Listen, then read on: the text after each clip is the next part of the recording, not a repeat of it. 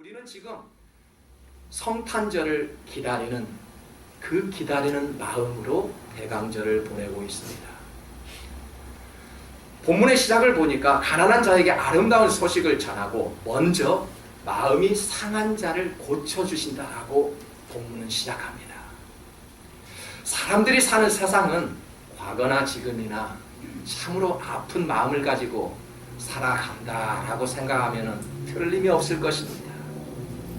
이사야서 1장 5절에 보니까 이런 말씀이 있네요. 너희가 어찌하여 매를 더 맞으려고 폐역을 거듭하느냐. 온 머리는 병들었고 온 마음은 피곤하였다.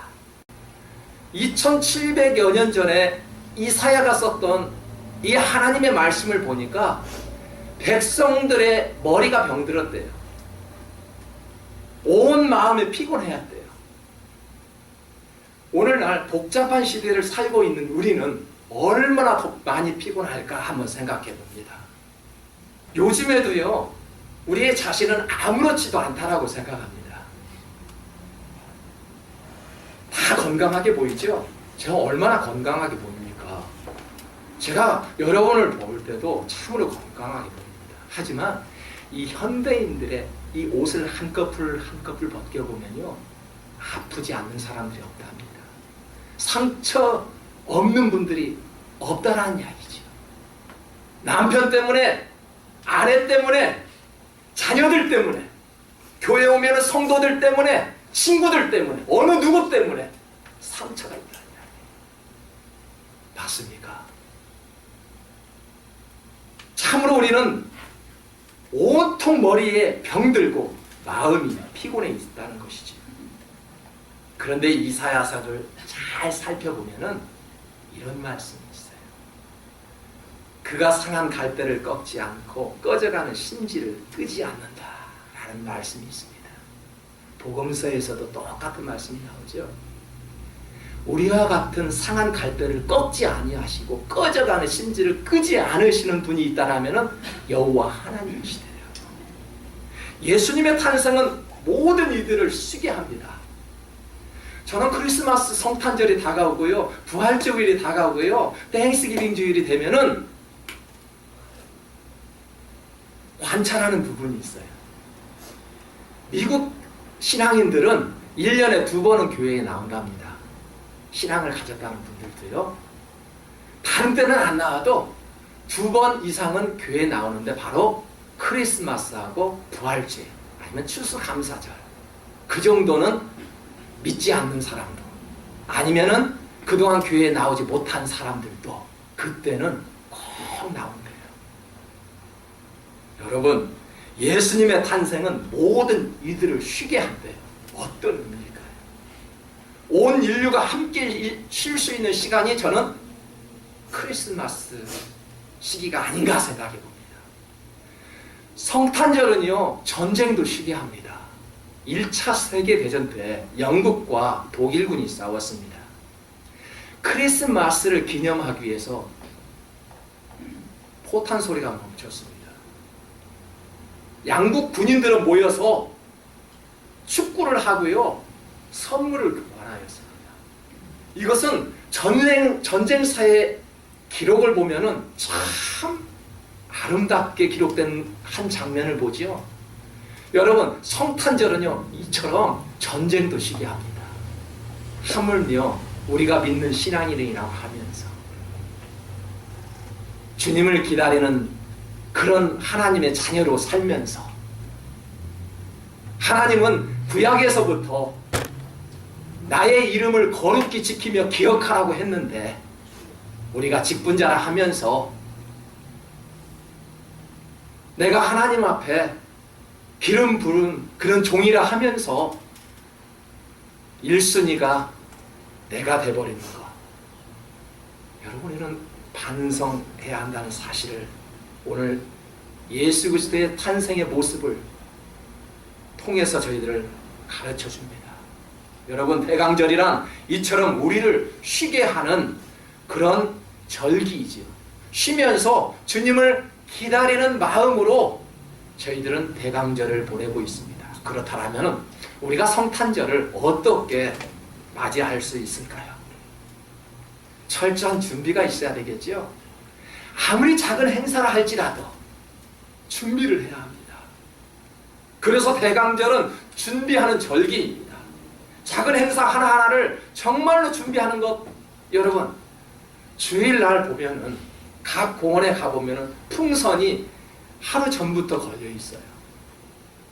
그 공원에 가보면은 풍선이 걸려 있는 걸 봅니다. 무슨 의미예요? 자기 아이들을 생일 파티 해주기 위해서 미리 하루 전부터 지역을 탐방해서 풍선도 걸어놓고 그렇게 하는 모습을 봅니다. 우리 인간의 한 사람의 생일을 축하하기 위해서도 말입니다. 하물며 우리의 삶 전체가 주님이라고 말하면서 우리의 준비는 어느 정도인지 한번 생각해 보자는 이야기죠. 여러분, 대강절은 우리가 이처럼 준비하는 절기입니다.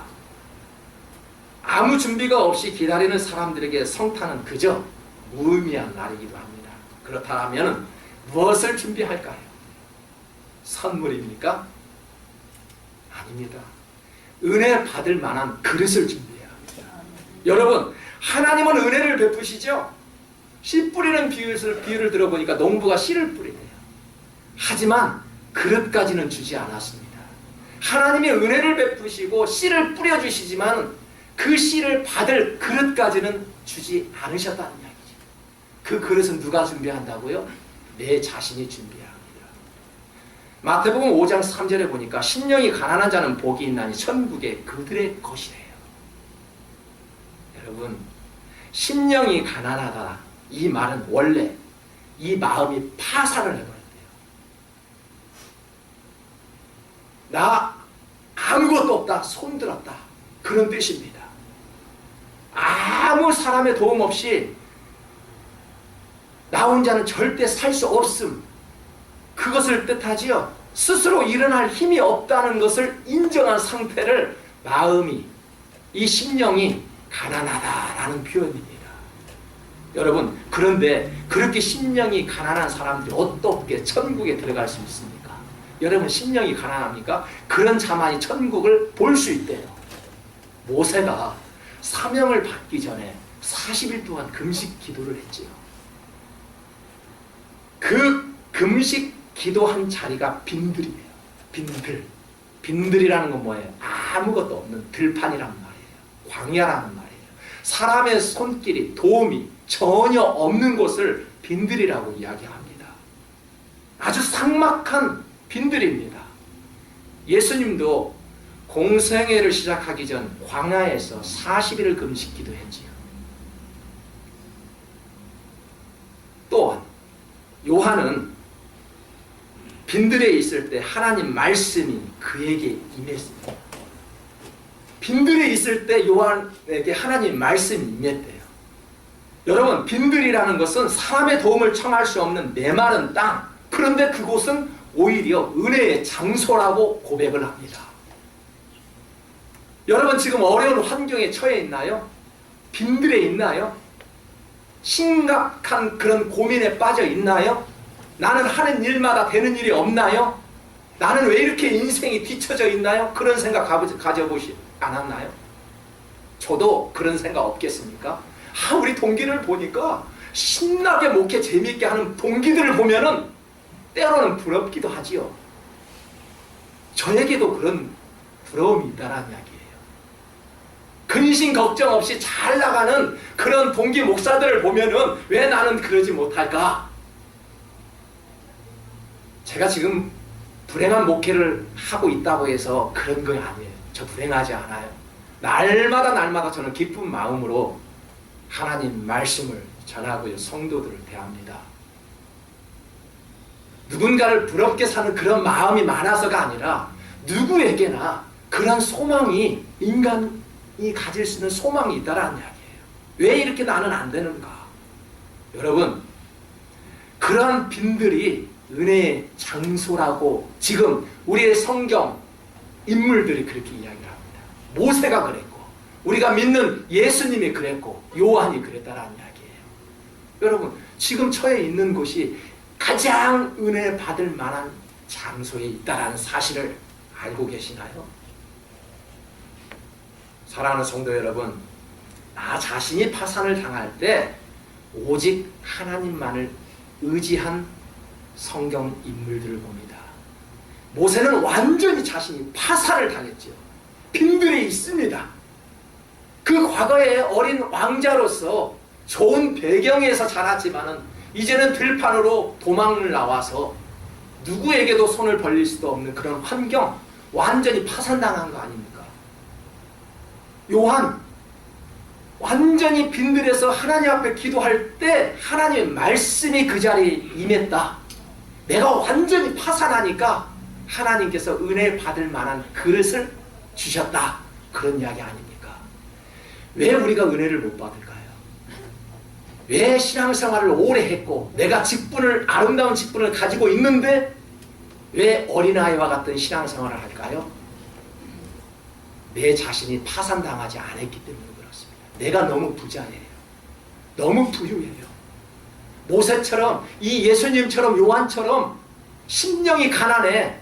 오직 하나님의 말씀만 의지해야 되는데 우리는 세상 너무 복잡하고 너무 취할 것들이 많기 때문에 은혜의 장소에서 벗어난 그런 신앙생활을 하고 있다는 사실입니다. 은혜 받을 만한 그릇을 준비해야 합니다. 그것이 심령이 가난한 자가 비로소 은혜 받을 그릇이 준비된 자라 그렇게 말할 수 있습니다. 선지자 이사야는 왕족 출신이죠. 부족함이 없었습니다. 지식적으로 보나 인격적으로 보나 가문으로 볼 때 모든 면에서 부족함이 없었어요. 이사야를 보니까요, 왕족 출신이란 말이에요. 왕족 출신인데 부족한 사람이 없는데 그런 이사야가 기도 중에, 어느 때요? 기도 중에 거룩하신 하나님을 보는 순간 자신이 얼마나 부정한 존재인지를 그때서야 깨달았대요. 여러분, 내가 부족함이 없다라고 아직도 모르는 사람은 깨닫지 못하는 사람이에요. 내 자신이, 내 배경이, 내 학력이, 나의 무슨 백그라운드가 좋은데 그런 마음으로는 절대 하나님의 나라를 볼 수 없다라는 이사야가 지금 보여주고 있습니다. 자기는 왕족 출신인데도 불구하고 내가 부족하다라고 이렇게 하나님을 통해서 울부짖으며 탄식을 했습니다. 이사야 6장 5절에 보니까 화로다 나여 망하게 되었도다. 나는 입술이 부정한 사람이요 입술이 부정한 백성 중에 거주하면서 만군의 여호와신 왕을 배웠습니다. 기도할 때 비로소 하나님의 말씀이 자기에게 임했다라고 말씀합니다. 거룩하신 하나님 앞에 섰을 때 가난한 심령을 비로소 갖게 되었다라는 이사야의 고백입니다. 그는 자기 의로는 하나님 앞에 설 수 없다는 것을 깊이 그때서야 깨달았습니다. 우리 역시 하나님 말씀에 붙잡혀 살아야 합니다. 세상의 것들 너무 많이 좋은 것들이 많지요. 그것들로 인해서 우리가 은혜 받을 만한 그릇을 준비하지 못할 때가 얼마나 많이 있습니까? 우리가 하나님 말씀에 사로잡힐 때 우리의 자신이 변화되고 더 나아가 우리가 세상에 나아가 힘이 되고요. 세상 사람들을 변화시킬 수 있는 능력이 있다는 것입니다. 오늘 하나님 말씀에 붙잡혀 사는지 점검해 보시기 바랍니다. 그래서 대강절은 주님을 맞이하시기 전에 먼저 자신을 점검하는 기간이기도 합니다. 점검하는 절기이지요. 본문 1절의 시작을 보겠습니다. 주 여호와의 영이 내게 내리셨으니 이는 여호와께서 내게 기름 부으사 가난한 자에게 아름다운 소식을 전하게 하려 하심이라 라고 말씀합니다. 여호와의 하나님의 영이 내게 임하셨다. 참 그 말씀 너무너무 축복이지요. 질문합니다. 여호와 하나님이 내게 임하셨나요? 아멘이야 됩니다. 왜 제가 질문합니까? 인간이 어떤 마음으로 사로잡히면 삶이 달라지고요. 가치관이 달라집니다. 어떠한 영에 사로잡혀 있느냐에 따라서 내 삶의 방향이 다르고요. 가치관이 달라진다는 거예요. 이 세상은 영적 전쟁터예요. 여러분, 나쁜 영이 사로잡히면요, 분노하고 미워하고 시기하고 질투하고 다투는 영이 우리에게 임하게 됩니다. 에베소서 6장 12절의 말씀을 보니까 이런 말씀이 있습니다. 우리의 씨름은 혈과 육을 상대하는 것이 아니에요. 통치자들과 권세들과 이 어둠의 세상 주관자들과 하늘에 있는 악의 영들을 상대함이라 라고 말씀합니다. 우리는 악한 영들과 싸우며 우리가 대적해야 할 존재는 악한 영과 마귀라는 사실을 알아야 합니다. 사람 미워하지 마세요. 때론 미울 때도 있지요. 그 사람을 조절하는 악한 영을, 우리는 그 영을 위해 기도해야 합니다. 그 영이 사라질 수 있도록 기도해야지 그 사람 이름 석자를 미워해서는 안 된다는 것이 우리 신앙인의 질서이요, 하나님의 명령입니다. 여러분, 성경을 보니까 악한 영을 부를 때 우리는 마귀, 사탄 혹은 귀신 그렇게 이야기를 하죠. 사탄이라는 건 뭐예요? 대적자라는 뜻입니다. 여러분, 사탄이 왜 우리에게 임합니까? 누구를 대적하기 위해서? 결국은 하나님을 대적하기 위해서 목회자를 힘들게 하고요, 성도들을 힘들게 하고요, 기도하는 자를 힘들게 하는 것입니다. 누구를 넘어뜨리기 위해서? 나를 넘어뜨리려고 하는 게 아니라 하나님, 그 예수님을 넘어뜨리기 위해서 사탄의 모습 공격해 온다는 사실을 우리는 알아야 합니다. 그래서요, 사람에게 시험받는 것은 아주 금물이지요. 여러분, 대적한다는 것은 하나님을 대적한다는 것이고, 하나님을 대적한다는 것은 하나님의 일을 방해하는 것을 말합니다. 성도된 자라도 나쁜 영이 들어오면은 이처럼 주변 사람들은 아주 힘들게 합니다. 성도들 중에서 가장 치명적인 죄악 중에 하나가 있다면 무엇일까요? 성령 회방죄입니다. 성도로서 가장 치명적인 죄가 있다면 예배를 방해하는 것입니다. 말씀을 막게 하는 것입니다. 이것이 성령 회방죄입니다. 누구든지 성령을 모독하면 사심을 얻지 못하리라 라는 것이 하나님의 말씀입니다. 그러므로 영적으로 깨어있고 성령 충만할 수 있도록 자신을 돌이켜보는 시간을 가져야 한다는 이야기죠. 사랑하는 성도 여러분, 과연 나는 나의 몸을 성결케 하여 그리스도와 연합하기 위해 얼마나 힘을 쓰셨나요? 나를 점검하지 못한 상태에서 성탄의 기쁨은 전해지지 않습니다. 나를 점검하지 못하는 그 가정, 그 기업, 성도된 나는 하나님의 기쁨을 맛볼 수 없다는 이야기죠. 그래서 대강절은 나 자신을 점검해 보는 기간이기도 합니다. 어떤 사람이 아이를 낳았습니다. 축하를 해주기 위해서 그 가정에 방문하였습니다. 갓난 아이를 보니까 얼마나 안아주고 싶고 만져보고 싶지 않겠습니까? 그런데 그 엄마가 손을 씻지 않고서는 만지지 말래요. 손을 씻고 오래요. 여러분 같으면 기분이 상할 수 있을까요? 상하지 않을까요? 저는 기분이 상했습니다. 손을 씻고 만지래요. 이미 손은 다 씻고 깨끗한 마음으로 아이를 안아주려고 하는데 손을 씻고 만지라고 이야기할 때 저는 마음이 좀 불편하였습니다. 하지만 그 후로는 아이들을 만질 때 손을 깨끗하게 다시 한번 씻고 그 손으로 아이를 안아주는 습관을 가져보았습니다. 여러분, 인간이 태어난 그 갓난 아이도 깨끗한 손, 정결한 손을 원합니다. 우리들의 부모들의 마음입니다. 하나님께서 그렇게 말씀합니다. 아기 예수 탄생을 맞이하는 우리들에게 이렇게 이야기합니다. 정결한 옷으로 갈아입어라. 깨끗한 손으로 나에게 다가와라. 찬송의 옷으로